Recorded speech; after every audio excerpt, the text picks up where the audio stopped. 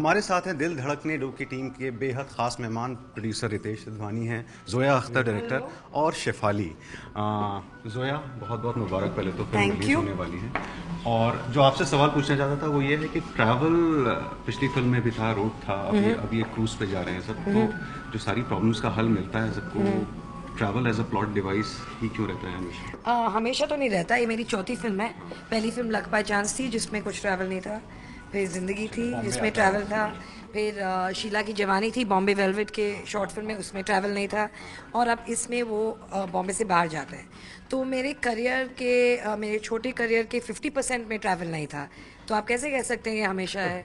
चलिए, मैं कह रहा हूँ 50% में है, तो ट्रैवल से ख़ास लगाव है।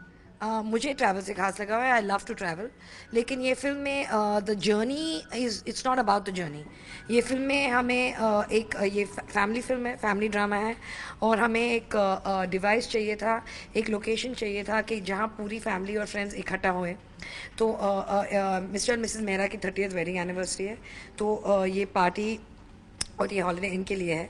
तो रीमा काकती जो मेरी को राइटर हैं, और मैंने जब हमने सोचा है इसके बारे में, वी वो वंडरिंग कि होटल में डालें या फार्म हाउस पे डालें या हॉलिडे होम में डालें। और फिर ये आइडिया निकला कि शिप पर डालेंगे, क्योंकि देखा नहीं गया है पहले। It would be been interesting. और तो शिप है तो फिर जूहू बीच पे तो नहीं लगा सकते, इसलिए टर्की जाना पड़ा। तो मिस्टर मेहरा जुड़ चुके हैं हमारे साथ। अनिल, सारे लोग ये सवाल पूछते हैं लेकिन इस उम्मीद में कि आप जवाब देंगे कि ये आप बिल्कुल एज क्यों नहीं हो रहे हैं? अब इसलिए तो मैंने ये फिल्म की है। कहाँ उस मैंने ये इसलिए फिल्म की ताकि लोगों को पता चले कि भैया मेरी असली उम्र क्या है।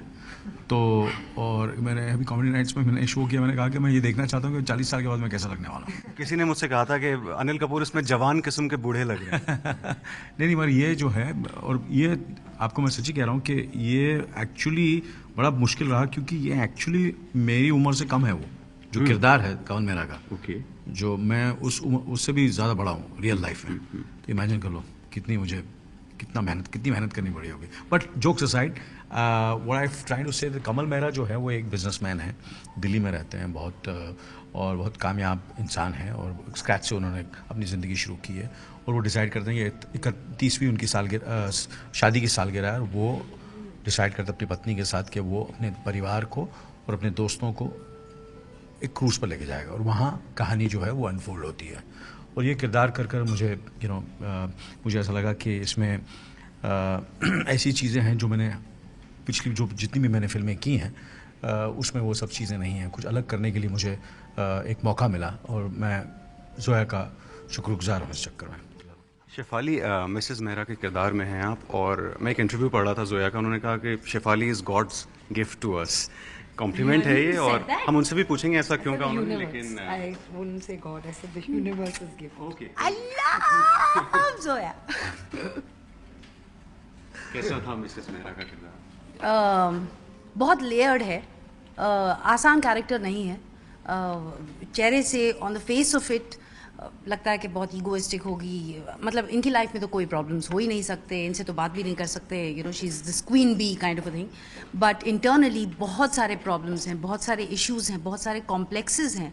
और वो सोचती कुछ और हैं, वो महसूस कुछ और ही करती हैं, और लोगों को दिखाने के लिए उनका एक बिल्कुल अलग चेहरा है। There are so many layers to her.